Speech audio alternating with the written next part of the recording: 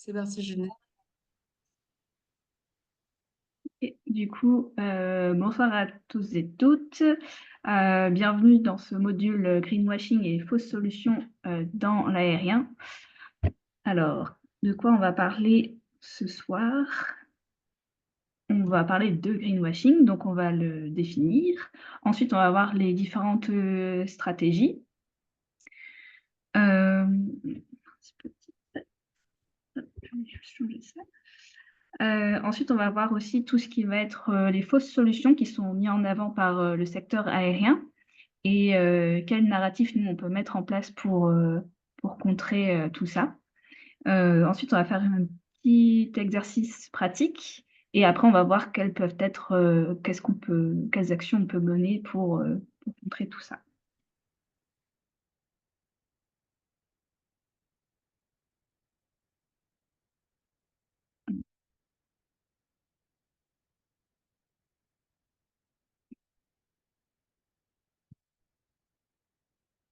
Et le diapo va bien avancer.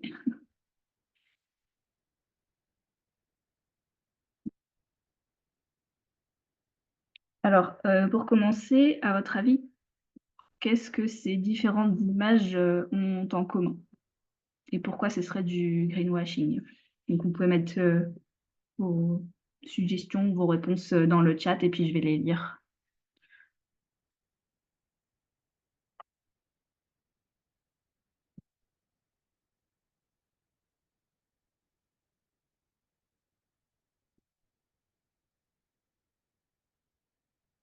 Votre avis, pourquoi c'est du greenwashing ce qu'on voit? Alors, ouais, du coup, mettre en avant les couleurs de l'écologie pour diminuer l'impact de certaines pratiques. OK. Donc, ils vont jouer sur les couleurs.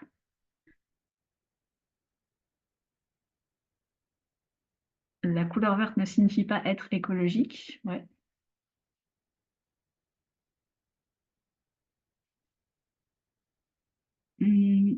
Ouais, donc ça, c'est vrai que c'est un truc qui frappe tout de suite, hein, la couleur. Après, si on rentre dans le détail, on voit aussi les messages. Donc, comme c'est dit dans le chat, le zéro CO2 de la voiture ne tient certainement pas compte de sa fabrication. Ouais, c'est-à-dire on voit que la partie, plutôt on ne voit pas la partie sur la fabrication en amont, par exemple de la voiture et le type d'électricité qui est utilisé pour recharger la batterie. Je peux me permettre pour répondre à Maglone, c'est Jean-François Mhm. Mercier. Ok, Pour répondre à Maglone, dans le cycle de vie de la voiture, la fabrication est prise en compte, l'extraction des particules, des éléments, tout ça est pris en compte.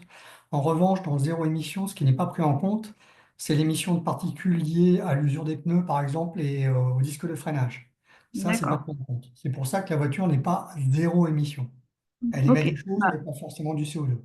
En ok, revanche, on le sait maintenant, la voiture électrique est quand même, si on la garde et si elle n'est pas trop grosse, mieux que la voiture thermique au bout d'un certain temps. Mais il faut la garder un certain temps c'est et ça, qu'elle n'ait pas de faut que ça usage. soit Voilà, amorti sur le long terme. Ok, tout à bah fait. merci pour ces précisions. Aussi, ce qu'ils ont en commun, c'est que, ben, par exemple, Coca-Cola et la marque de voiture, là, je pense que c'est Volkswagen ou Renault, je ne sais plus. C'est Volkswagen. Bon, ben, c'est pas forcément des compagnies qui sont très, euh, comment on pourrait dire, qui sont connues pour leurs gestes pour l'environnement, quoi, parce que les voitures thermiques, bon, ça existe toujours. Ok. En Alors, l'occurrence, là, c'est une Renault Zoé. bah, moi, j'ai Volkswagen, mais c'est pas grave. Euh, alors, il y a des experts qui se sont penchés sur la question que bah, c'est quoi le greenwashing? Alors, je pense que ça marche pas avec la souris.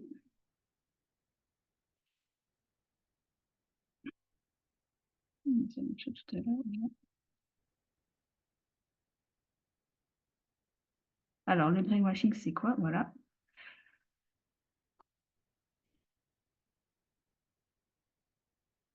Alors, le CSRD, GSN, c'est un groupe d'experts sur le climat. Donc, pour eux, le greenwashing, c'est un terme générique désignant différentes sortes de communication et de pratiques trompeuses qui, intentionnellement ou non, induisent de fausses perceptions positives de la performance environnementale d'une organisation.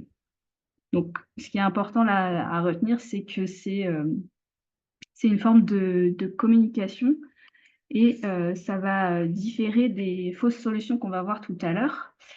En gros, le greenwashing, enfin la communication s'appuie sur les fausses solutions pour pouvoir communiquer et mettre en avant, ce que font, les entreprises, et notamment le secteur aérien pour soi-disant, baisser les émissions de gaz à effet de serre. Alors, je regarde, est-ce qu'il y a d'autres choses que je voulais vous dire? Ah oui, aussi, donc le greenwashing, ça peut être des entreprises qui le font, mais ça peut aussi être, d'autres structures. Par exemple, sur le site, du ministère, je crois que c'est des Transports, ils vont communiquer, par exemple, sur, les carburants durables qu'on va voir tout à l'heure et qui posent quand même, ben, des problèmes. On verra ça, tout à l'heure. Hem, alors, pour des cas un peu plus, concrets,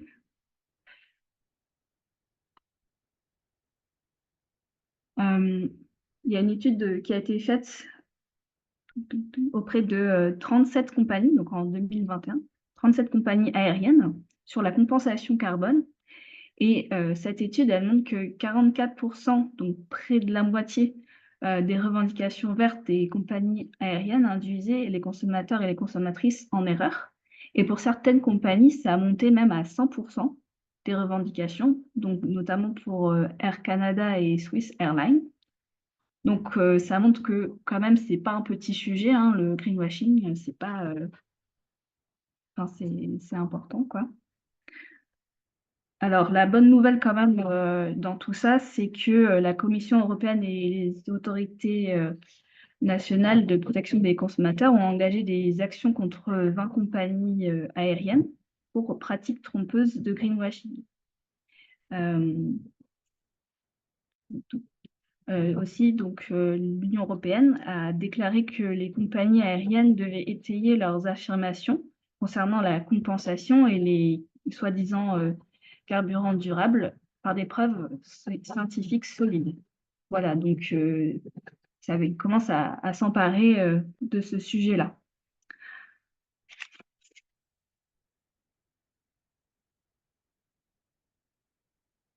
Alors, le fameux CSSN a aussi, catégorisé différentes façons de faire du greenwashing et il y en a 14 en tout, donc on va en voir quelques-unes. Alors là, par exemple, c'est, l'aéroport d'Hambourg qui communique sur le fait que les taxis électriques peuvent désormais se placer en tête de station et bénéficient d'une voie réservée. Alors, à votre avis, pourquoi ça, ça pose problème et c'est du greenwashing?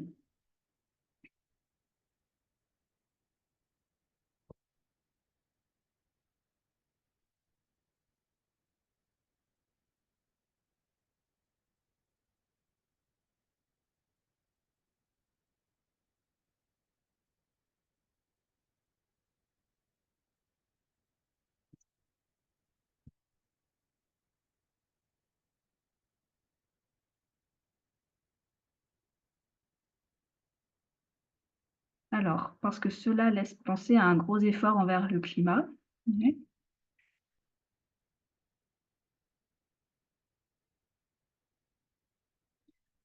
Alors, si vous voulez, je vais vous montrer un autre exemple juste après.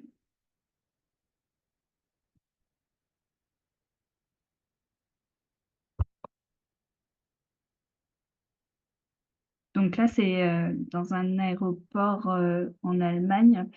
Hem, du coup, sur le panneau là, à droite, derrière, il est marqué donc réduction de 70% du CO2 par passager, protection du climat à l'aéroport agit. Neutre en carbone, ouais, c'est assez ironique. Bah, si je me permets, c'est vraiment d'autant plus ironique que vu la surface de désartificialisation d'un aéroport, les émissions, le bruit, etc. Enfin, on est loin du zéro et de la neutralité carbone, hein, c'est clair, quoi. Faut arrêter les âneries, Ah hein. oui, surtout que, en fait, là, l'aéroport communique sur les émissions de l'aéroport et pas des vols. Or, les vols, c'est 99% des émissions totales. C'est ça. Donc, il se focalise sur 1% pour dire on a réduit ce 1% de 70%, sauf qu'il reste les 99%. Voilà. Alors, cette technique, hop,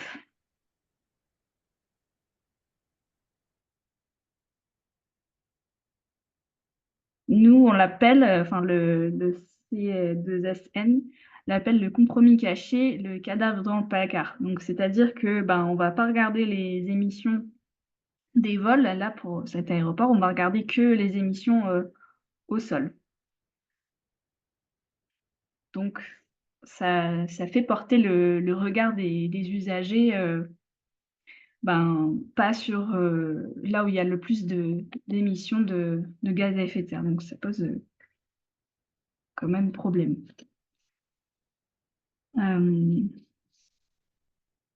Aussi, par exemple, ça va être le cas quand il ne prend pas en compte l'ensemble du cycle de produit de l'organisation ou du service. Comme par exemple un cycle de vie d'un carburant, par exemple, comme on va voir tout à l'heure.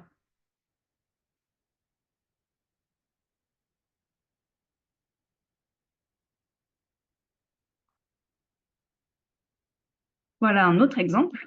Alors du coup, là, c'est la compagnie aérienne. Sur un de ces avions, c'est marqué vol avec du biofuel.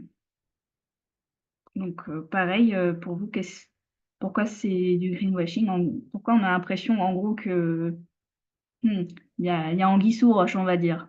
Alors, ouais, il y a d'autant plus d'anguilles sous roche pour faire le biofuel, on est obligé de fabriquer du colza, enfin de cultiver du colza, Mm. qui va effectivement encore désartificialiser des sols et qui va surtout Ouais. Ben, empêcher de produire d'autres le, denrées, quoi. ouais, on va voir ça plus tard.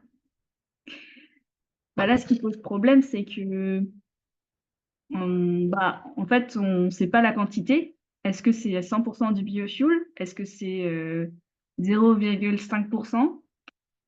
On ne sait pas. Euh, et puis, bah, on peut juste les croire sur parole, quoi. Donc ça, c'est la technique pas de preuve, pas crédible, pardon, ou absence de preuve. C'est-à-dire que on peut pas forcément avoir accès aussi aux infos pour aller vérifier ben, ce qui est affiché sur l'avion, quoi. Euh, donc euh, enfin le carburant, c'est là où il va y avoir le plus, enfin c'est ça qui provoque le plus d'émissions. Donc déjà, on parle un peu plus de sujets, mais concrètement, c'est encore flou, quoi. Alors là, c'est à droite, c'est une publicité pour Qatar Airways où c'est marqué bah, voler plus vert. Donc là, ce qui pose problème, c'est on ne sait pas, enfin, c'est un terme flou. On ne sait pas si c'est plus vert qu'une autre compagnie. On ne sait pas si c'est plus vert que, enfin, c'est qui parlent toujours de leur compagnie, que c'est plus vert que eux avant. On ne sait pas combien plus vert. On ne sait pas ce que veut dire vert. Donc c'est vraiment bah, très flou. En fait, ils utilisent des mots, moi ce que j'appelle des mots valises, qui sont pas en vide de sens. On pourrait mettre n'importe quoi derrière le mot plus vert, quoi. Et puis l'autre, Connecting the World, Connecting its Future, connecter le monde, protéger son futur. Bah là, c'est carrément ben, des phrases creuses, quoi, qui, en fait, creusent et qui font, ben, forcément, ça nous fait travailler notre imaginaire, la planète, le voyage. Voilà, je pense que vous l'avez vu un petit peu dans le premier module. Ça fait carrément appel à l'imaginaire du voyage, quoi. Voilà. Alors, quand même, pour amener un peu des bonnes nouvelles, c'est que donc la publicité là pour Qatar Airways lors de l'Euro 2020, hem, alors ça a incité du coup, l'Advertising Standard Authority, donc l'autorité, qui régit la publicité, aux j'allais dire aux États-Unis, non, en Angleterre, ça l'a incité à sévir contre le greenwashing, y compris lors d'événements sportifs, majeurs. Voilà. Donc là, la technique, ça s'appelle, l'imprécision ou, mots et symboles, trompeurs.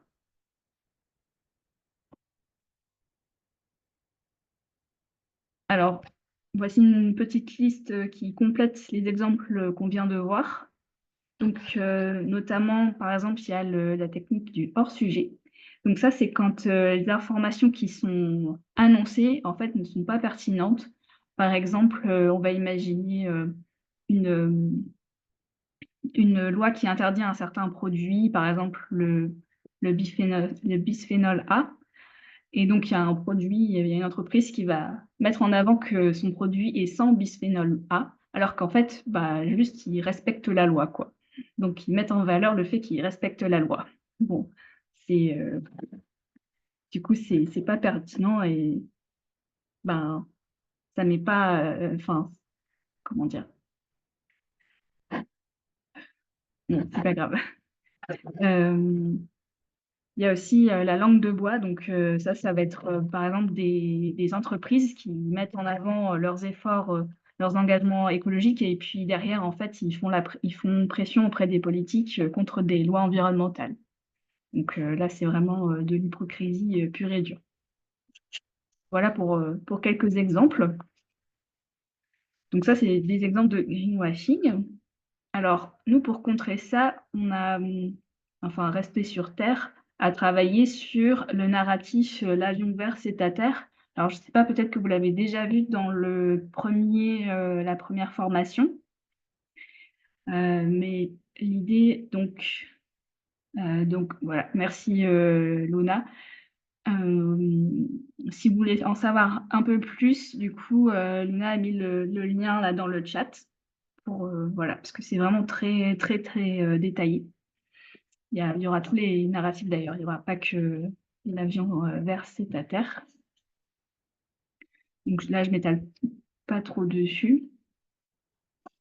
Alors du coup, là, on a vu un peu ce que c'était, le greenwashing. Maintenant, on va voir, d'autres, affirmations que le secteur met en avant pour, heu, pour dire, qu'ils font des choses.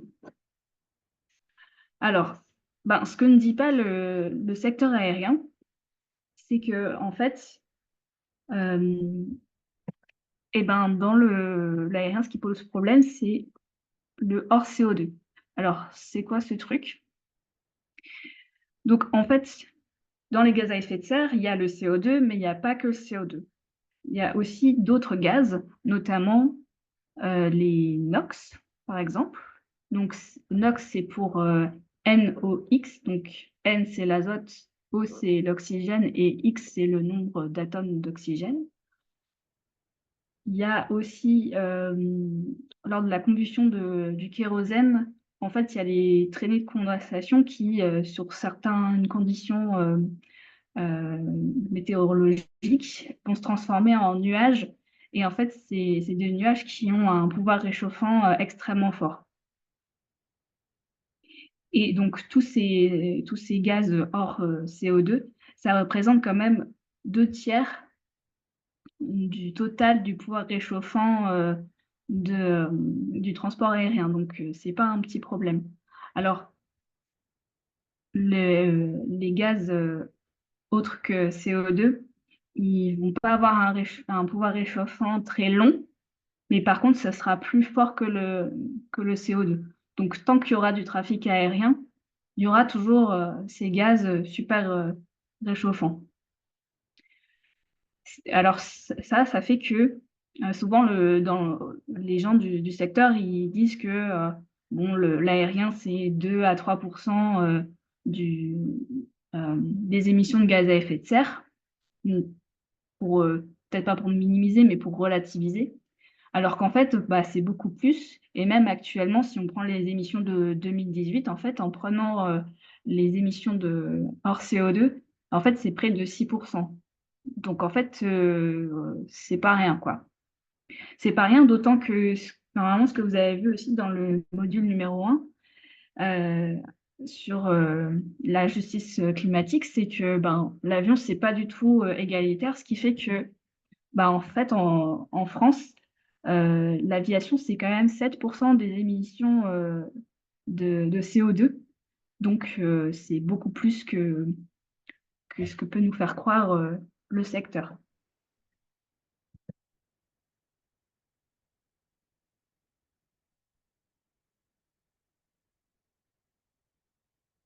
Donc là, c'est un graphe plutôt sur le temps long, donc qui représente les émissions de CO2, pour montrer que, bah, en fait, ça continue de croître. Alors, ce qu'il faut savoir aussi, c'est que le secteur aérien, c'est le seul secteur dont les émissions ne diminuent pas. Ça continue d'augmenter. Et entre 2010 et 2020, on voit que c'est vraiment, enfin, c'est exponentiel, quoi. Donc, sur l'autre graphique, on voit le creux de 2020 avec le confinement. On voit que ça a bien diminué, ouais, mais c'est reparti pour recroître, hein. Les prévisions sont, euh, sont, sont là, quoi. La croissance a prévu de repartir. Euh, ok. Euh, donc, les émissions ont prévu de, ça va réaugmenter puisque le trafic risque de réaugmenter. En parallèle de ça, il y a plein d'organismes internationaux qui ont quand même des objectifs pour réduire ces émissions de gaz à effet de serre. Sauf que, en fait, c'est pratiquement jamais atteint. Donc là, c'est l'ONG Possible qui les a répertoriés. Donc, ce qu'on peut voir, c'est que, par exemple, si on regarde les objectifs pour 2003 qui ne sont pas atteints, et il y en a 4, ben, on ne sait pas. On ne sait même pas si ça a été atteint. Donc, euh, bah, ça montre que, en gros, non seulement le trafic aérien a un gros impact, euh, un plus grand impact qu'il nous laisse croire, et en plus, les objectifs de diminution annoncés par les organismes qui les constituent ne les atteignent pas. Ils n'atteignent pas leurs propres objectifs.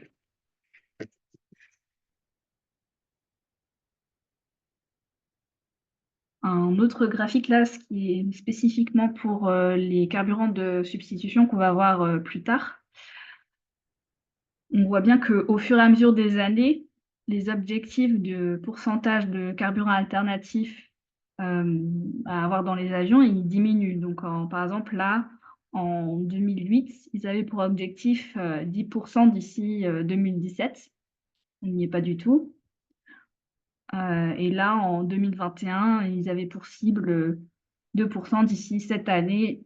Et je crois que ça n'a pas été atteint, puisqu'en fait, la consommation réelle, c'est les petits pointillés là que vous voyez, enfin, l'utilisation réelle, c'est les petits pointillés que vous voyez en bas. Alors, à votre avis, les pointillés, là, ils sont à combien de pourcents?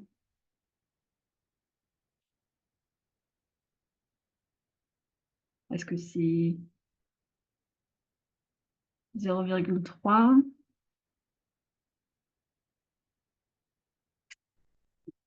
Il y a quelqu'un qui veut donner une autre proposition, réponse?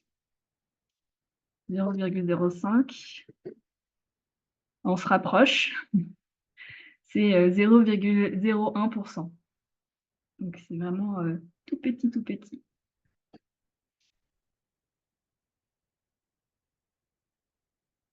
Alors, est-ce que par hasard, vous avez des idées de fausses solutions? Donc là, on a un petit peu parlé des carburants, mais est-ce que vous pensez à d'autres solutions qui pourraient être mises en avant par le secteur pour réduire leurs émissions de gaz à effet de serre? Alors, l'hydrogène, ouais. Et au-delà des carburants, est-ce qu'il y a autre chose sur lesquelles ils pourraient communiquer? Les e-carburants, ok, déjà très pointu. L'avion électrique, ouais. Ok, donc ouais, ça va être tout ce qui est carburant, mais il y a aussi par exemple la compensation carbone.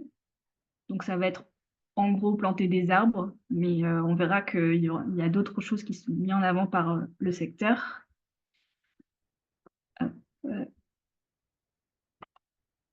L'efficacité des avions notamment, donc les fameux carburants. Alors là, c'est pour l'anecdote, mais du coup, nous, on dirait pas SAF pour Sustainable Aviation Fuel, on dirait substitut au carburant fossile. L'avion à hydrogène, comme ça a été cité. Et on va voir du coup tous les problèmes que peut avoir, les problèmes et les limites de ces solutions. Alors d'abord, du coup, le gain d'efficacité. Alors, ça va concerner surtout le graphique du milieu. Donc, on voit que depuis les années 70 jusqu'aux années 80, donc l'efficacité, c'est la courbe en bleu et c'est l'échelle en bleu ici. En effet, ça a bien diminué et ça continue de diminuer jusque dans les années, on va dire, 2010. Mais bon, forcément, ça a commencé à stagner vu que, bon, à un moment donné, on atteint une certaine limite. Et à côté de ça, en fait, le problème, c'est qu'on a beau être efficace, et ben, le trafic, donc c'est la courbe en jaune, le trafic aérien, lui, le nombre de passagers et le nombre de kilomètres effectués par ces passagers, parce qu'aussi ils volent plus loin, et ben lui, il continue d'augmenter de manière exponentielle, tout comme eh ben, les émissions de CO2, vu que c'est proportionnel. Voilà. Pour vous donner aussi un petit exemple pour le futur, Airbus prévoit de doubler sa flotte entre 2023 et 2042, donc plus 100%. Sauf que dans le même temps, il y a un constructeur aéronautique, donc Pratt et Whitney, qui a mesuré en fait l'efficacité des moteurs, enfin des futurs moteurs d'avion, donc de la prochaine génération, ceux qui vont arriver pendant ce même laps de temps. Et en fait, l'amélioration de l'efficacité, elle serait que de 20%. Donc pour les avions d'Airbus, on fait plus 100% d'avions dans les airs et on fait moins 20% ben, parce qu'il y a quand même une certaine efficacité qui va rentrer en compte. Mais au final, en fait, bah, les émissions, elles augmentent quand même de 80%. Donc, c'est quand même pas rien.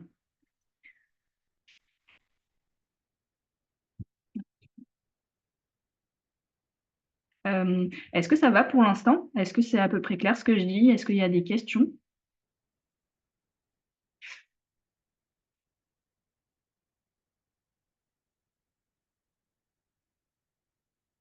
Ok, Ouais, de mon merci. côté, ça me paraît très clair aussi. Ok, cool. Parce que j'ai peur des fois d'aller un peu vite. Mais, ok.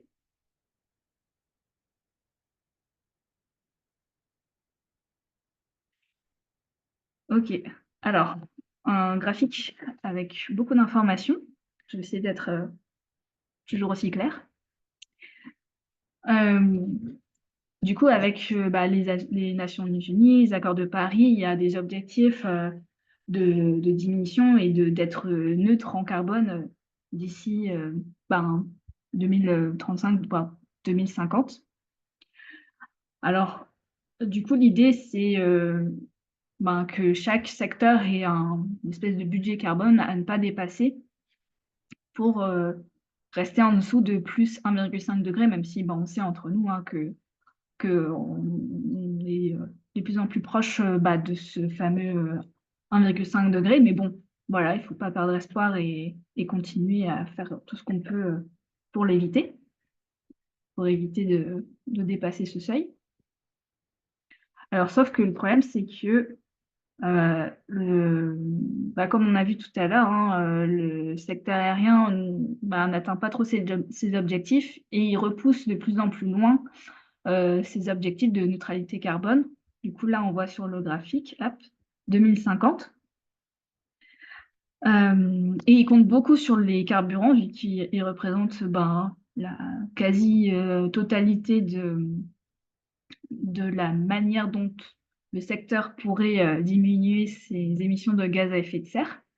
Il compte aussi sur la technologie, donc moi je l'assimile à l'efficacité, les opérations, donc ça va être plutôt tout ce qui est opération au sol, et la compensation carbone aussi, dont on va parler tout à l'heure. Donc ça, c'est toutes les économies qu'ils pourraient faire en mettant ça en place. Sauf que le problème, en fait, c'est donc on arriverait bien à la neutralité carbone en 2050. Bah, sauf que le problème, c'est que pour rester sous les 1,5, bah, il faudrait diminuer tout de suite les émissions. Il faudrait que la courbe elle descende là tout de suite et pas qu'elle continue à croître en fait, voire même à stagner en fait. Il faudrait vraiment qu'elle diminue ses émissions. Donc même pas stagner, diminuer. Parce que sinon, eh ben, le budget là, le budget carbone du secteur, il exploserait complètement, quoi. Il serait largement dépassé.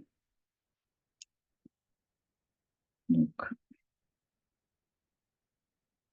alors, du coup, là, on va attaquer tout ce qui est carburant.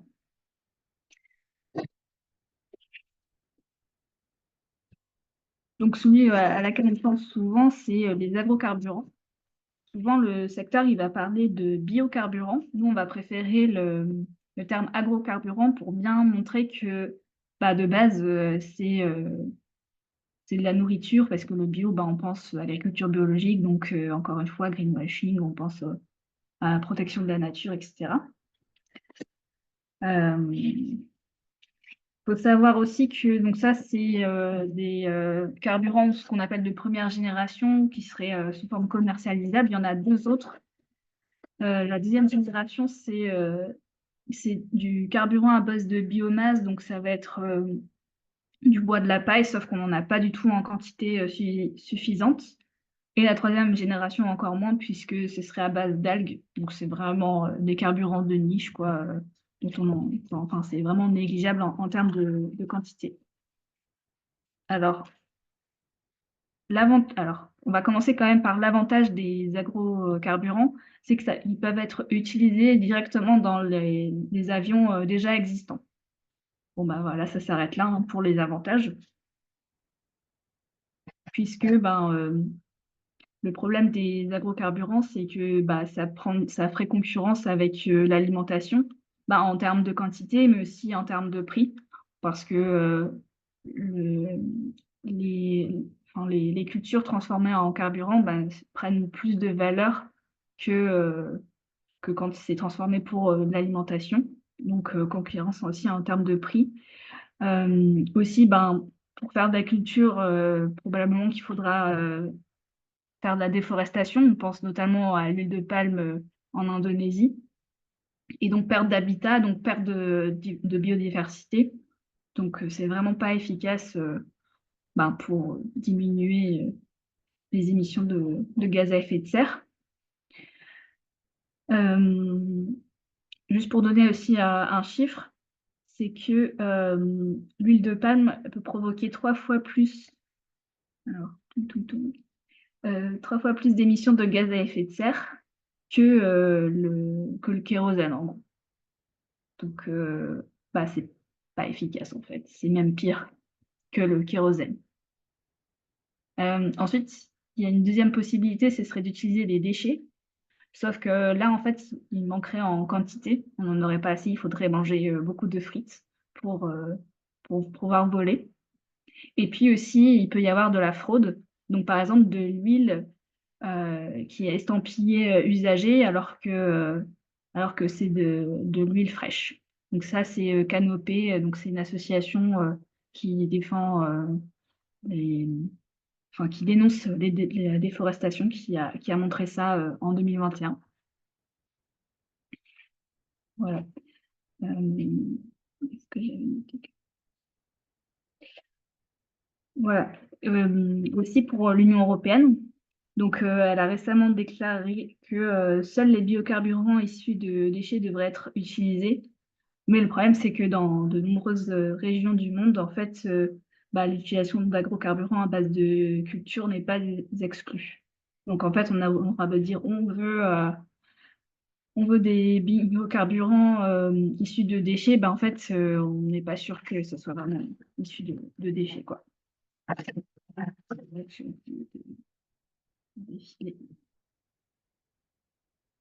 Voilà. Alors, pour donner un cas concret,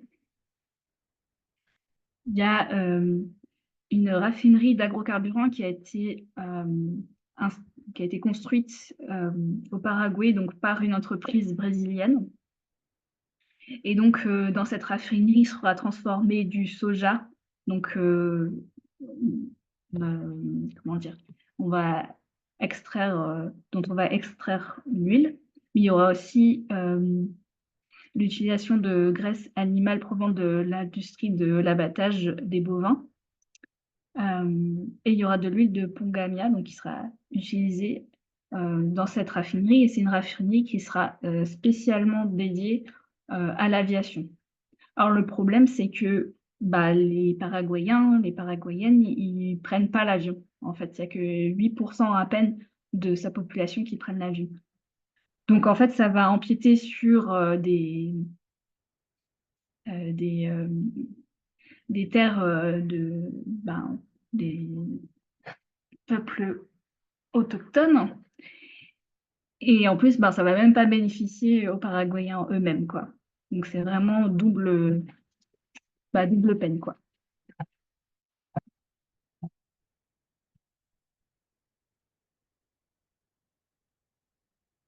Alors, autre carburant possible, les e-carburants. Alors, les e-carburants, c'est fabriqué l'idée, c'est d'utiliser de l'eau, d'en extraire l'hydrogène en utilisant de l'électricité. Donc ça, c'est pour l'hydrogène. Et c'est aussi d'utiliser, du coup, de capter le carbone de l'air pour utiliser donc ce carbone, de mélanger l'hydrogène et le carbone pour en faire un carburant. Pour capter le carbone de l'air, il faut aussi beaucoup d'énergie. Alors, petite question.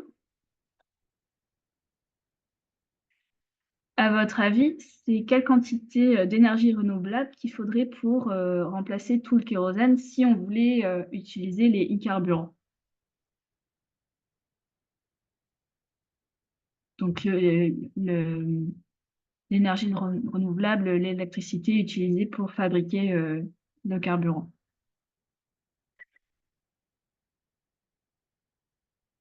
Ah oui, alors du coup, on demande quantité exprimée en quoi? Alors, par exemple, est-ce qu'il faudrait la moitié de la quantité d'énergie renouvelable qu'on a actuellement? Est-ce que c'est les trois quarts? Est-ce que c'est toute l'énergie renouvelable qu'on a actuellement sur Terre? Est-ce que c'est plus? C'est plus une échelle de grandeur. Alors, il faudrait tripler notre parc. Est-ce qu'il y a quelqu'un qui veut mettre une autre réponse? J'ai bien peur que ce soit pas loin de toutes celles qu'on a. Ok, donc on devrait utiliser toute l'énergie qu'on a, toute l'énergie renouvelable qu'on a pour fabriquer les carburants. C'est un peu entre les deux, mais c'est quand même plus vers le triple que celle qu'on a actuellement. C'est 2,5 fois l'énergie renouvelable qu'on a actuellement. Voilà. Et du coup, on utiliserait toute cette énergie que pour l'avion et pas pour tout notre matériel électrique, pour le chauffage, tout ça, quoi. Donc, ça donne une idée de la quantité d'énergie qu'il faut. Quantité énorme pour peu d'efficacité parce qu'il existe déjà des usines qui fabriquent du e-carburant. Il y en a une aux Pays-Bas. Et en fait, il y a 90% de l'électricité qui est perdue, en fait. Donc, qui est perdue dans le processus de production du carburant et dans les moteurs d'avion. Sachant que pour les voitures électriques, a priori, c'est un peu l'inverse. C'est-à-dire que il y a 20%, 20-25% de pertes pour les voitures électriques, alors que pour les e-carburants, c'est 90%. Donc c'est vraiment un gâchis monstre. Alors en plus, du coup, s'ils veulent développer cette technologie, forcément, ça aura un coût. Ça risque de retomber sur les usagers, enfin sur nous, quoi, puisque ça coûte 6 à 9 fois plus cher que le kérosène. Voilà, en 2020 en tout cas.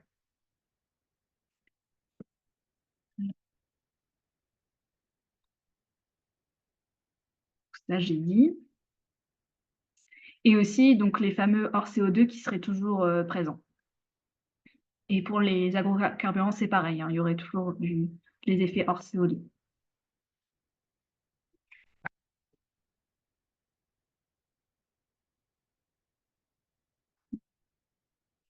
Alors, tout à l'heure, il y a quelqu'un qui a parlé de l'avion à hydrogène, donc nous y voilà.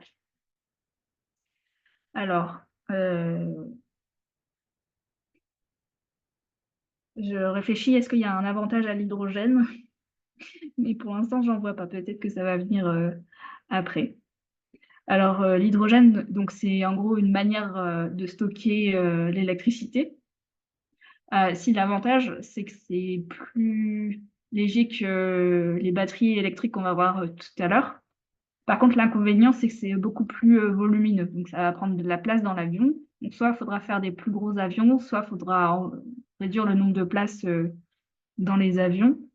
Euh, Là, j'ai un chiffre là. Du coup, là, l'idée, c'est d'utiliser l'électricité qui est stockée sous forme d'hydrogène.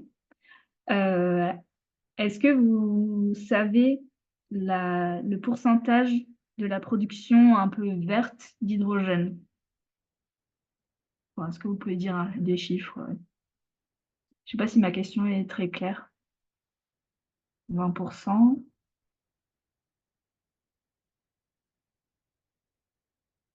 Est-ce que quelqu'un veut tenter une autre réponse? Moins, je pense. Moins de 20%, ouais. Oui, 5%. Ouais. Nous, on a un chiffre qui date de 2022 et c'était 0,04% de la production hydrogène qui est verte. Donc, de l'hydrogène qui est fabriqué avec de l'électricité renouvelable. Donc, encore une fois, c'est vraiment très petit. Et surtout, euh, les avions qui seront utilisés, ce sera des avions qui ne pourront pas faire des longs courriers, donc qui ne pourront pas aller à l'autre bout de l'Atlantique, par exemple. Ce sera des avions qui pourront faire soit du court ou du moyen courrier.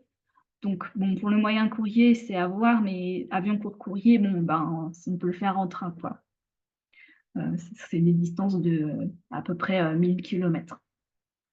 Aussi, le problème, c'est que l'hydrogène, il faut le stocker dans le froid, donc à moins 253 degrés. Donc, j'imagine que pour stocker quelque chose de froid, il faut de l'énergie, encore une fois. Énergie qui ne pourront pas être utilisée, même si ça vient d'une électricité propre. C'est toujours de l'énergie qui ne va pas dans d'autres secteurs. Donc, il faut s'imaginer qu'à chaque fois qu'on trouve des solutions pour l'avion, en fait, c'est de l'énergie qui ne va pas ailleurs. Aussi, un autre point problématique, c'est que c'est des avions qui vont avoir une structure différente Et donc, ça va poser des problèmes pour les aéroports qui devront probablement adapter certaines infrastructures comme les pistes ou les portes d'embarquement.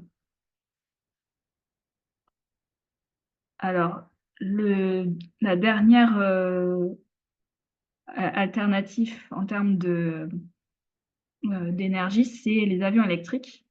Le problème, c'est que c'est hyper lourd. Donc, par exemple, 1 litre de carburant, ça équivaut à 25 kilos de batterie.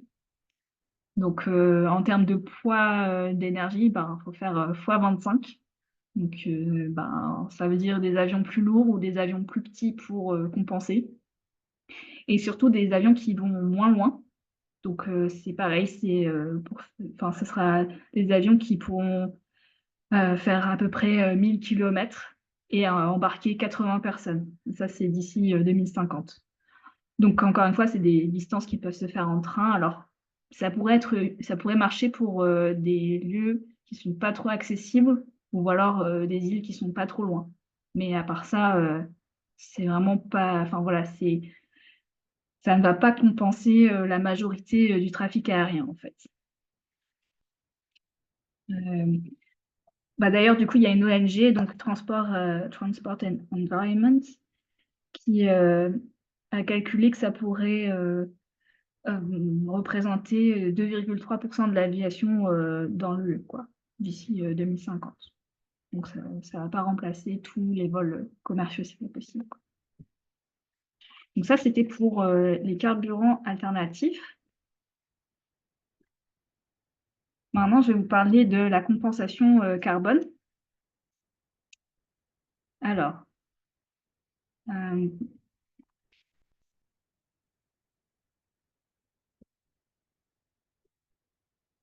bon,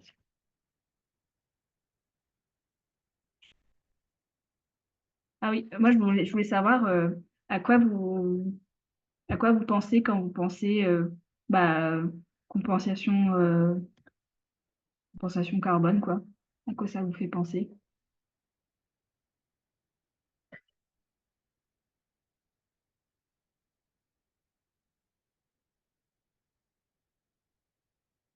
Le blabla sur planter des arbres, ouais.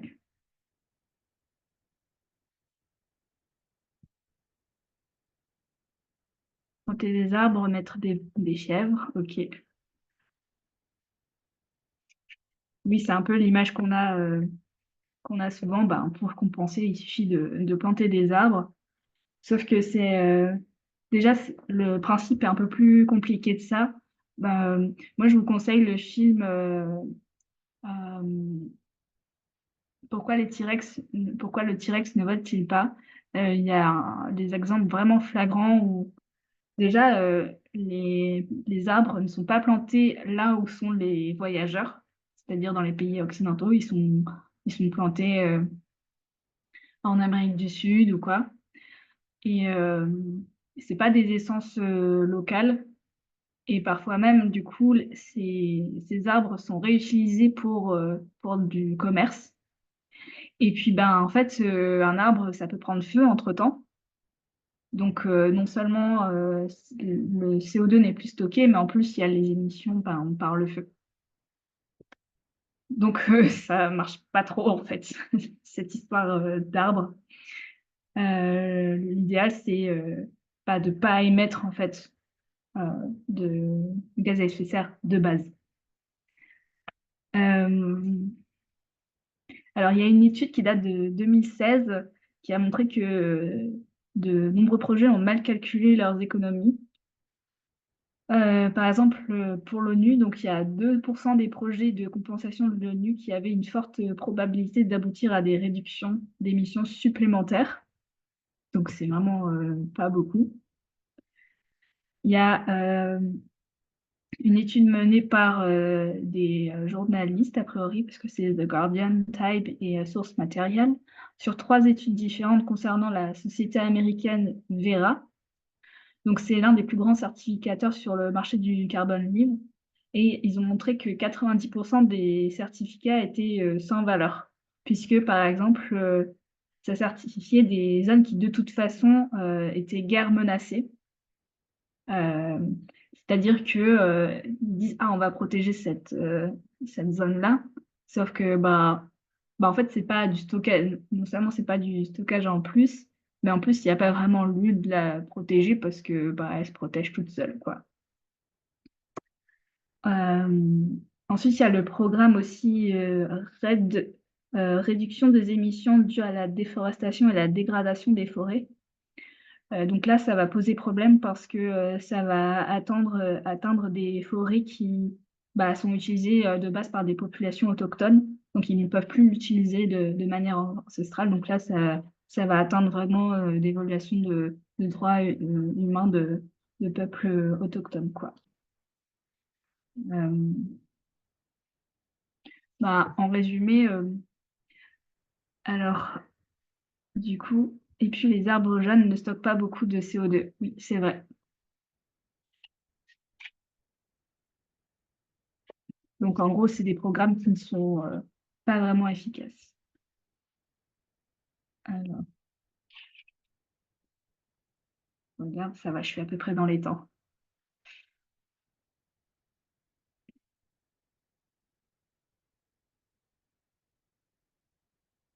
Il y a une dernière façon de faire de la compensation. Alors ça, c'est une toute nouvelle technologie, enfin assez récente. Enfin, c'en est même deux. Il y a ce qu'on appelle la DACCS. Alors, est-ce que j'ai noté ce que ça veut dire? En gros, voilà, cette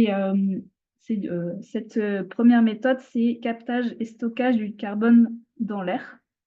Donc, l'idée, c'est de capter directement le CO2 dans l'atmosphère par le biais de procédés industriels, donc pas naturels, hein, pas par les arbres, et de le stocker sous terre. Alors, le problème de cette technique, c'est que c'est pas efficace et qu'encore une fois, il faut de l'énergie pour aller stocker ce CO2. Donc, par exemple, si on voulait... euh, alors, pardon, je lis un peu mes notes. Pour, euh, Par exemple, si on voulait stocker toutes les émissions de 2019 du trafic aérien, par ce biais-là, il faudrait 30% de l'électricité renouvelable de 2022. Donc, encore une fois, ça mobilise beaucoup d'énergie euh, pour faire ça, quoi. Et surtout que c'est des techniques qui ont du mal à émerger. Enfin, voilà, c'est vraiment, on est en stade prototype, quoi. Aujourd'hui, il existe une unité qui capte 4000 tonnes de CO2 par an. C'est vraiment rien du tout. Hum, Il y a deux projets qui normalement devraient avoir le jour, qui capturaient 1 million de tonnes de CO2 par an. Mais en fait, ce serait même pas suffisant parce que en fait, ça permettrait d'éliminer que 0,2% des émissions de l'aviation mondiale. Donc c'est vraiment bah, encore trop peu, quoi. La- L'autre technique, c'est donc la BECCS. Donc, c'est pour la bioénergie avec captage et stockage du carbone. Donc là, l'idée, c'est de capter du CO2, de soit le stocker, soit l'émettre, mais entre-temps, de produire de l'électricité. Sauf que c'est une technique qui n'est pas vraiment efficace, puisque il n'y a que 11% du... Alors, c'est un système qui ne permet de capter que 11% du CO2 émis. Donc, ça veut dire qu'il y a encore 90% du CO2 qui est quand même rejeté. Donc, c'est vraiment pas efficace. Euh, Aussi, du coup, cette inefficacité entraîne la nécessité de disposer de vastes superficies de terre. Donc, on revient toujours à cette question de déforestation et d'accaparement des terres.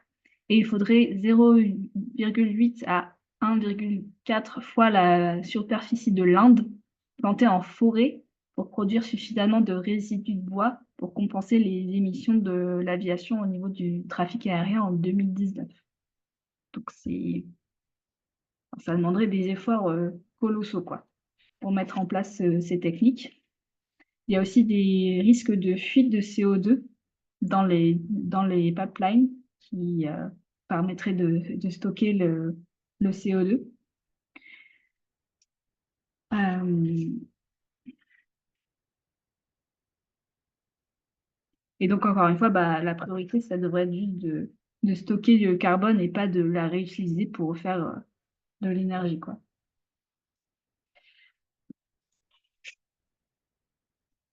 Alors, donc d'essayer d'être un peu synthétique, mais vous pouvez, retrouver des pics vraiment,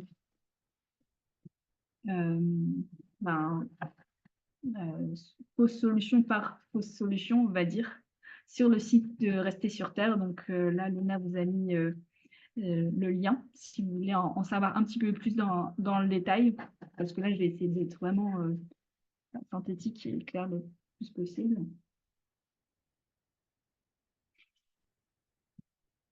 Est-ce que ça va? Est-ce que, vous avez des questions?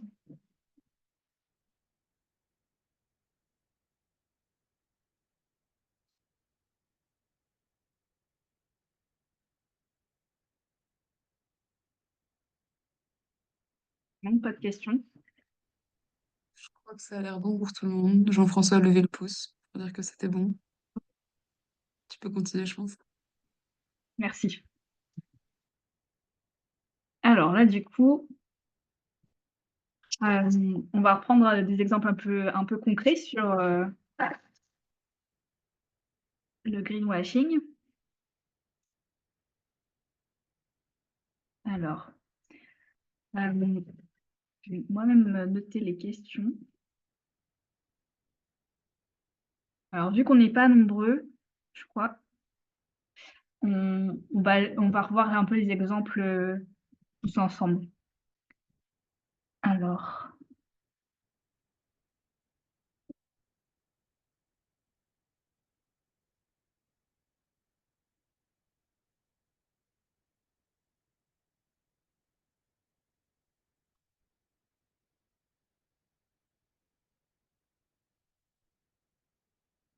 alors là, après, je vais vous montrer, quelques exemples et du coup, on va voir à chaque fois, c'est quoi les fausses solutions qui sont mis en avant.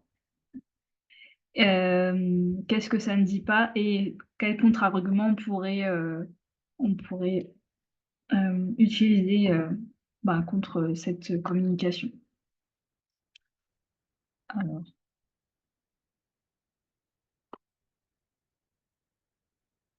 moi, c'est juste des petites phrases. Alors, par exemple, cette illustration-là, ben, par rapport à tout ce que j'ai dit, qu'est-ce qui pose problème, sur cette photo et qu'est-ce qui n'est pas dit? Donc là, en fait, il compare, bah, les différents modes de transport et le paysage et voilà, il y a des lapins, des Oui. renards. Et puis on peut aussi dire que il y a quand même que 20% de la population mondiale qui n'a jamais pris l'avion, donc ça sert à une minorité par rapport aux autres infrastructures qui peuvent être utilisées par tout le monde. OK, Par ouais, ailleurs, c'est hyper bruyant, ouais. Oui, c'est hyper vrai que bruyant. l'avion, c'est beaucoup plus bruyant que la route, par exemple, alors qu'on pourrait se dire, que la route, c'est déjà bien bruyant, mais l'avion encore plus, ouais. Là, c'est ça. Et puis les infrastructures aéroportuaires sont peu invasives, elles sont très invasives puisque c'est des sols artificialisés et la biodiversité y est quasi absente. Et le peu qu'il y a, elle est chassée, le peu de lapins qu'il peut y avoir sur les espaces verts est chassé par tout un tas de choses. Et les autres oiseaux aussi, on met ce qu'on appelle des éperviers, des milans, histoire de chasser les autres oiseaux qui pourraient endommager les rotors de ces pauvres petits avions. Donc, Mmh. Là, on ne peut pas dire que ça vaille le coup un aéroport par rapport à une structure, par exemple, de train, quoi. Mm. Après, les trains, des fois, ils percutent des animaux aussi, hein. Mais Ah, par comme les contre, voitures, hein, comme les voitures. en fait, là, on a l'impression que c'est grâce, parce que du coup, la phrase, c'est que les aéroports sont constitués à plus de 70% de prairies et Oui. d'espaces naturels. Bah, sauf que bah, des prairies, il n'y en a pas que autour des aéroports. Et puis, bah, les prairies, elles étaient là avant l'aéroport, quoi. Voilà, et puis en plus, l'espace n'est plus naturel à partir du moment où il y a un aéroport. Mm, tout à fait. Bon, je vais juste regarder mes notes.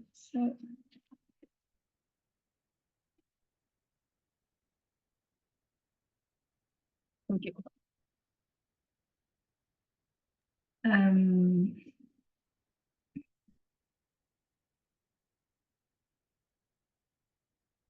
il faut qu'on ait à peu près tous les. Alors là, c'est. Ah, pardon. Ah, est-ce que je vérifie? Alors là, c'est l'aéroport de Nice qui communique sur le fait que, en utilisant les eaux usées des Niçois, l'aéroport Nice-Côte d'Azur supprime d'un coup 700 tonnes de CO2 de son bilan carbone et réduit de 30 à 40% sa consommation d'électricité verte. Alors, qu'est-ce qu'il propose? Vous pouvez aussi répondre dans le chat et puis Alors, je dirai déjà, les. ça serait sympa qu'on ait le bilan carbone global de ça, s'il existe. C'est Oui. 700 tonnes de CO2, si ça représente 0,01% de son bilan total, c'est que dalle. Bah là, ils disent qu'ils ont réduit de 30 à Non, 40% ça, c'est la de consommation électrique. Mais on ne parle pas l'électricité. du bilan carbone global. C'est deux choses différentes.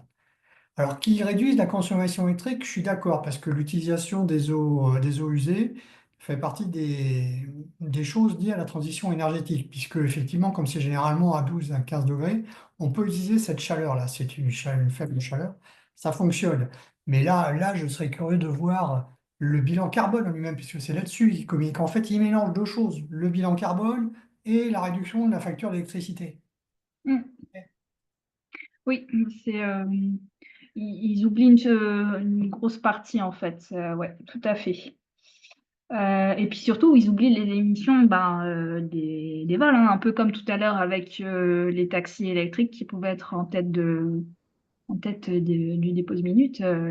D'accord, c'est bien, mais bon, les vols, ça représente la quasi-totalité des émissions de gaz à effet de serre, quoi.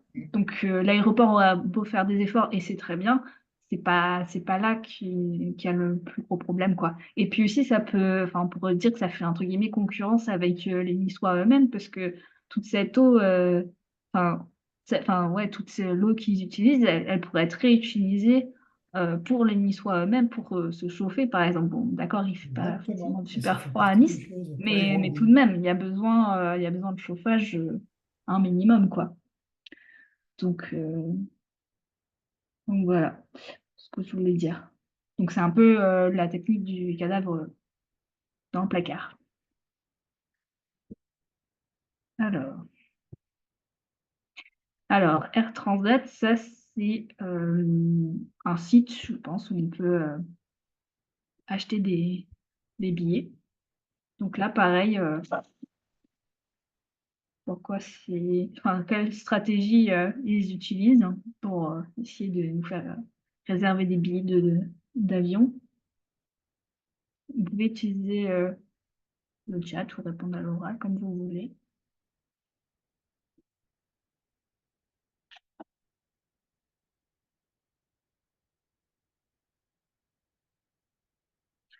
Alors là, je ne sais pas si vous vous souvenez de.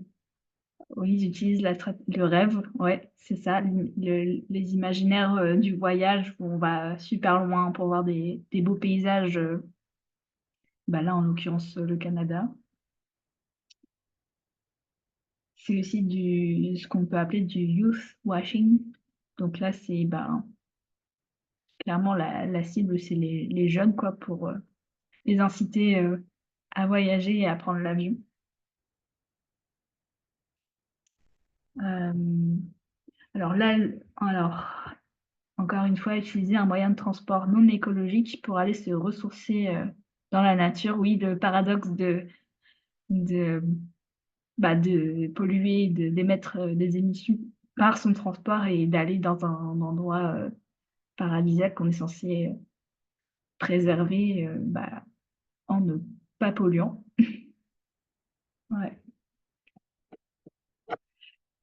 Donc on peut contrer ça en essayant de d'invoquer d'autres imaginaires, de voyager en train aussi, c'est cool. Voyager de nuit.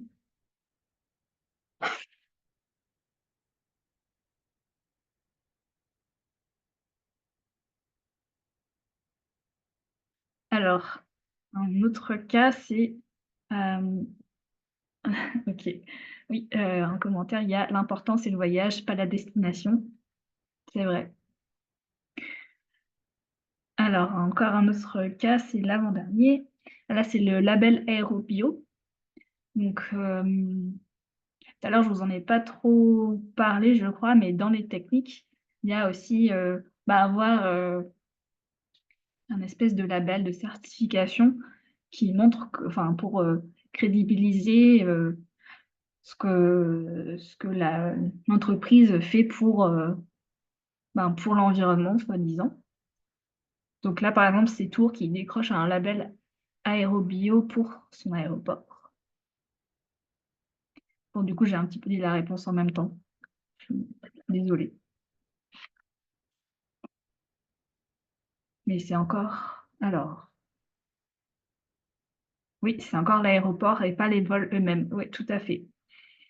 Ouais et du coup, là, on est dans la stratégie de l'étiquette trompeuse, heu, car ça se focalise pas sur le bon problème. Ça redore l'image de l'aéroport, forcément. Ça le met en avant. Hem, ça donne l'impression que, l'aéroport agit. Alors, il agit comme il peut, mais c'est pas ce sera jamais suffisant malheureusement. OK. Un dernier cas, donc ça c'est, programme Voloterra. C'est, un programme mis en place par Volotea, donc c'est une, compagnie aérienne low cost et donc son programme, c'est un programme de développement durable. Alors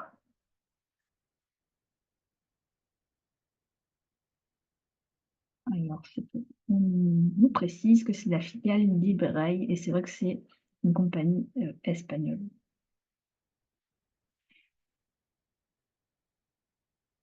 Du coup là, je dis beaucoup du coup ce soir. Hem, on dit dans le chat: «J'adore le terme aviation durable». Moi aussi, j'aime, j'étais pas très bonne en français, mais les oxymores, je me souviens de ce que ça veut dire. Du coup, là, ça parle de d'ailleurs, j'ai pas trop lu, mais c'est pour, y mettre, en avant un programme, pour faire croire qu'ils font quelque chose. C'est de la compensation, je pense. Notre planète a besoin de l'action de chacun d'entre nous, de toute urgence. L'industrie aéronautique est souvent pointée du doigt et en raison de son rôle dans les émissions de CO2 à travers le monde, c'est un fait. Cependant, il est difficile d'envisager une Europe sans compagnie aérienne.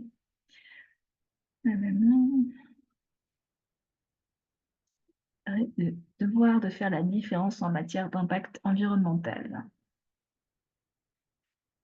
Nous souhaitons accélérer notre objectif de réduction des émissions, donc des objectifs louables mais pas chiffrés, pas datés,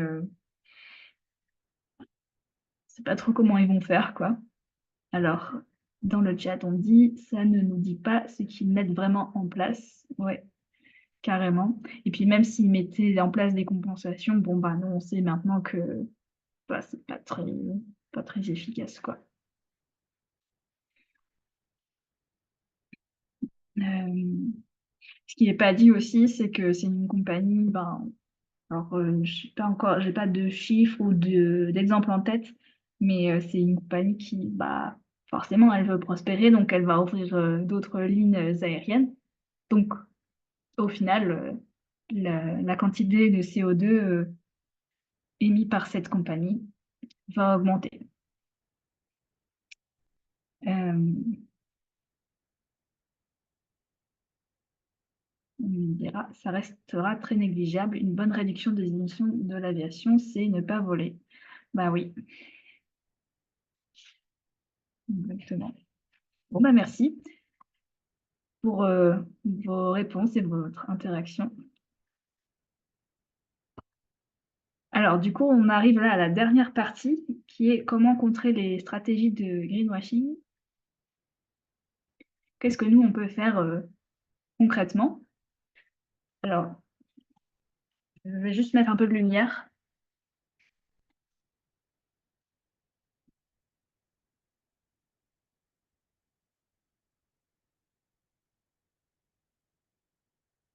Donc, un petit rappel sur le narratif, enfin, rédigé par Rester sur Terre.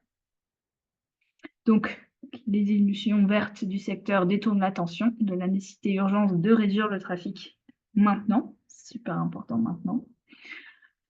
Le développement des technologies, ça arrivera trop tard. C'est vrai que ça, j'ai pas trop insisté, mais par exemple, l'avion à hydrogène, donc Airbus travaille dessus, mais ça va pas être avant 2035. Et donc, 2035, c'est le premier avion, mais le temps de tous les construire et qu'il y ait une nouvelle flotte qui arrive, ben, faut compter, en gros, un renouvellement de flotte d'avions, il faut compter une vingtaine d'années. Donc, vraiment, les délais sont trop longs, en fait. Les compensations carbone, c'est un permis à polluer. Donc, ça nous décharge de notre responsabilité en tant que voyageur. Les substituts au combustible fossile, ça restera une goutte d'eau par rapport à tout le carburant qui est utilisé par l'aviation. Voilà.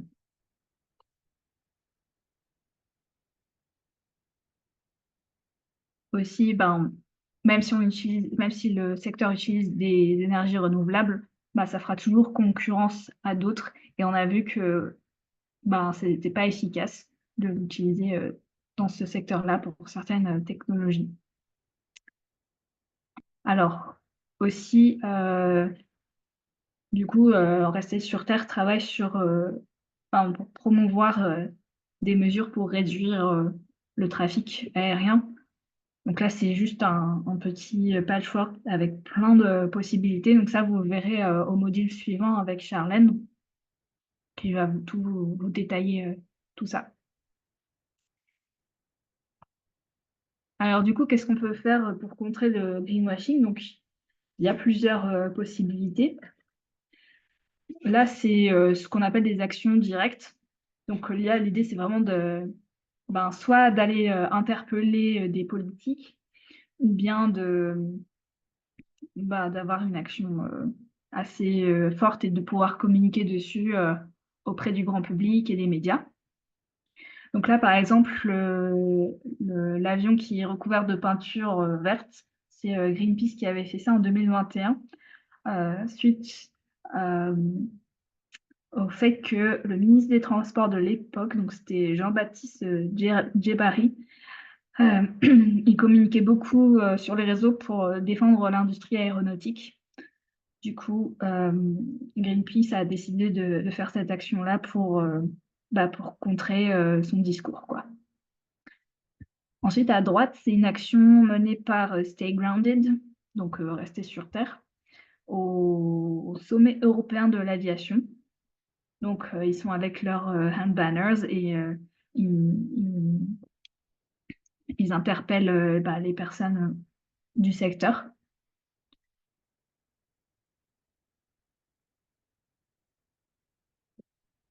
Ensuite, ce qu'on peut faire aussi, c'est des fausses publicités. Donc là, c'était une fausse publicité pour l'aéroport de Lille. Donc, il y a une personne qui a créé cette affiche, donc qui a repris le logo et qui reprend aussi donc le logo de l'aéroport, qui reprend le contre-pied du narratif du voyage, donc les pieds dans l'eau à partir de 29,99 €. Or, c'est pas les clapotis de l'eau de la mer Méditerranéenne ou je ne sais où, c'est une image d'inondation, quoi. À droite, c'est dans le cadre de la campagne Ban Fossil Ads, donc bannir les pubs des énergies fossiles. Là, en l'occurrence, il parle aussi de l'avion, puisqu'il dénonce du coup des compagnies comme EasyJet, British Airways, Ryanair et Virgin Atlantic. Donc là, l'idée, c'est d'aller recouvrir les panneaux publicitaires dans la rue avec des pubs refaites à neuf, on va dire, en fait, de toutes pièces. Voilà.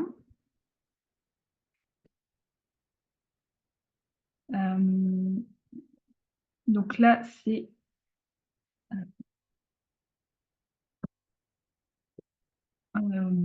a priori, donc c'est une image signée Brandalism, un mouvement anti-pub qui utilise le subvertising. Alors j'avoue, je ne sais pas ce que c'est, pour modifier et critiquer la publicité des entreprises en créant des parodies pour remplacer les publicités dans les lieux publics et de questionner son impact. Donc là, au lieu de Ryanair, c'est Ruin Air. Et puis, c'est écrit No Fair to Plastic Island. Donc, un peu pareil que pour l'aéroport de Lille tout à l'heure, on fait miroiter une destination qui est en fait un tas de plastique. À droite, c'était une pub de toujours Volotea, donc qui a été modifiée. Donc il y avait un autre slogan là avant, et puis du coup les militants ont changé ce slogan pour dénoncer l'impact des de je vais y arriver. L'impact des voyages en avion, quoi. Donc ils ont transformé ça en exploser son bilan carbone depuis l'île, c'est facile. Choisir parmi les dommages, un peu moins. Donc là, en gros, on s'appuie sur les pubs des compagnies pour les détourner, quoi.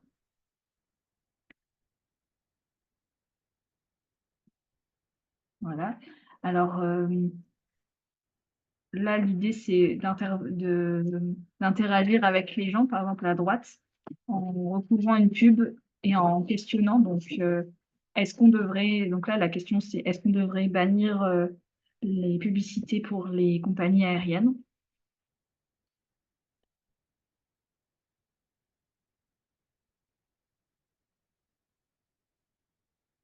Ok, du coup, merci pour la précision de ce que c'est que subvertising. Donc, on nous dit que c'est une pratique qui peut être définie comme une forme de contre-publicité ou de marketing de désinformation. Elle vise à contester certaines publicités ou logos et à promouvoir des messages critiques ou de contestation sous forme de messages satiriques ou comiques. Elle peut prendre la forme d'une affiche, d'un graffiti ou même d'une vidéo. Le but est de convertir les consommateurs à la cause et d'utiliser la puissance de la publicité subversive pour amener les gens à s'interroger sur une question donnée. Merci beaucoup. Alors, du coup, l'idée de toutes ces pubs-là, c'est forcément de communiquer un peu sur les réseaux sociaux, mais aussi d'interpeller les passants et les passantes, même des fois pendant que les personnes changent les publicités, les gens aux abribus et ils discutent et tout. Donc, c'est plutôt pour sensibiliser le grand public.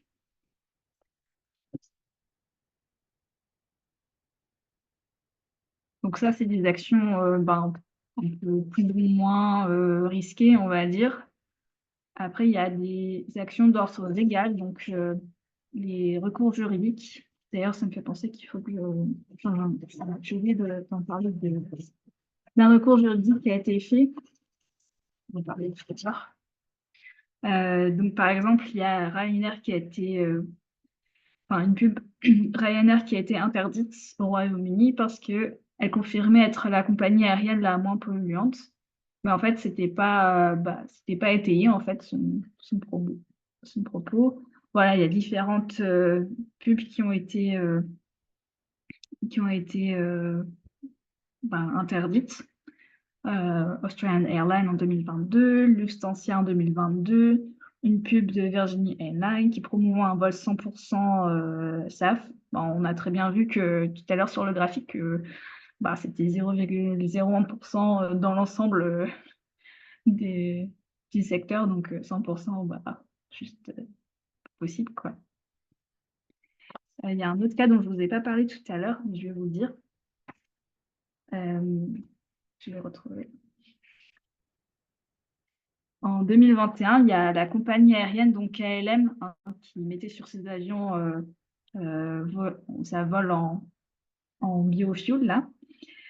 Donc, il y a KLM qui a perdu un procès contre Eric Stam, parce qu'en fait, sur le site internet de KLM, ça a laissé entendre que les biocarburants étaient utilisés à grande échelle, en précisant, entre guillemets, que les biocarburants sont mélangés au kérosène fossile conventionnel à hauteur de 50% maximum. Sauf qu'en fait, ils omettaient de dire que le pourcentage réellement utilisé, c'était 0,18%. 0,18% de biocarburant, et eux, ils disent que on peut aller au maximum 50%. Moi, j'utilise cette métaphore de je peux remplir ton verre d'eau à moitié, mais en fait, je te mets 2 gouttes dans ton verre d'eau. Donc, c'est vraiment bah, c'est pas légal en fait. J'allais dire, on se fout de nous, mais en fait, juste, c'est pas légal de dire ça. Voilà. Euh,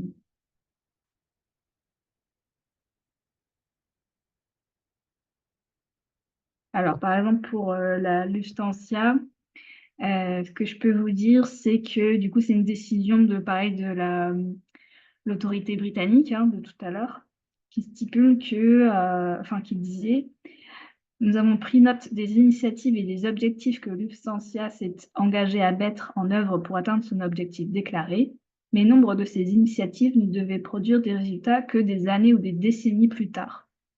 Nous avons également compris qu'il n'existait actuellement aucune initiative environnementale ou technologique commercialement viable dans le secteur de l'aviation qui justifierait l'allégation verte absolue, entre guillemets, protéger son avenir, comme nous pensions que les consommateurs l'interprètent.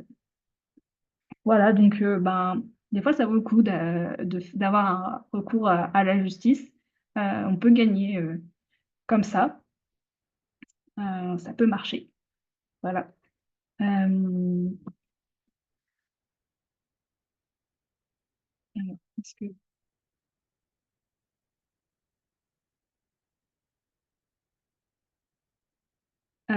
pour compléter un peu sur ces actions, on peut vous faire joindre une boîte à outils donc pour comment mener une action, par exemple pour contrer une publicité ou même créer sa propre pub parodique. Donc là, vous avez le lien si jamais ça vous intéresse. Je vois que on est super à l'avance. C'est déjà la fin. Euh, Est-ce que vous avez des questions ou est-ce qu'il y a besoin d'aller sur une diapo que genre vous n'avez pas compris ou vous voulez en savoir plus? Parce que je suis super à l'avance, donc je me dis que j'ai pas dû tout vous dire.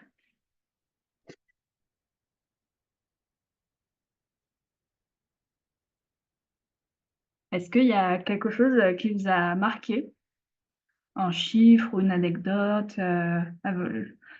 enfin, un truc que vous voudriez dire demain matin à la machine à café? Oh, j'ai appris ça, c'est incroyable.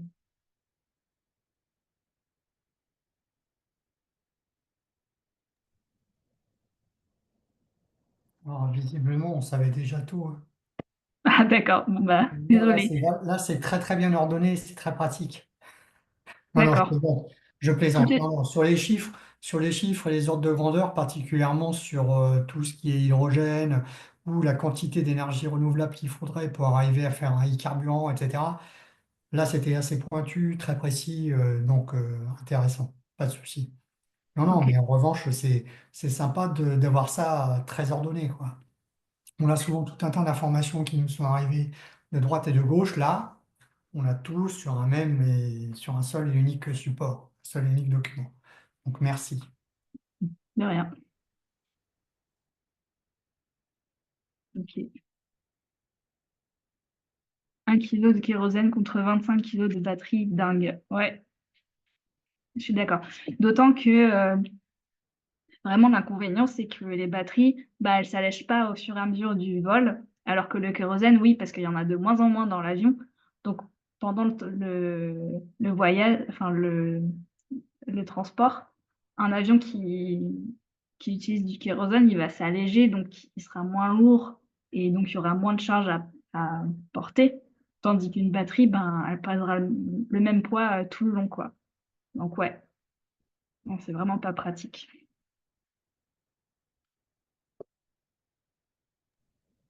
Ouais, juste éventuellement, sur les histoires des avions à hydrogène. Alors effectivement, on est loin de faire l'avion à hydrogène pour plein de raisons, hein, la production de l'hydrogène en elle-même, mais surtout le stockage de l'hydrogène.